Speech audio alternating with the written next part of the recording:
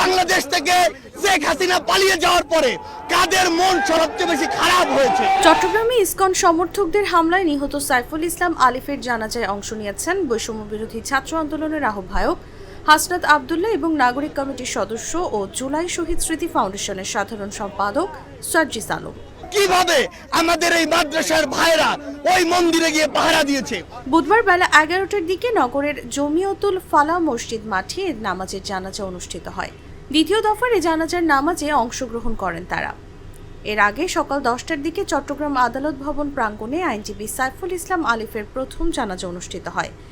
এতে অংশ নেন আইনজীবী সহ বিভিন্ন শ্রেণী পেশার মানুষ।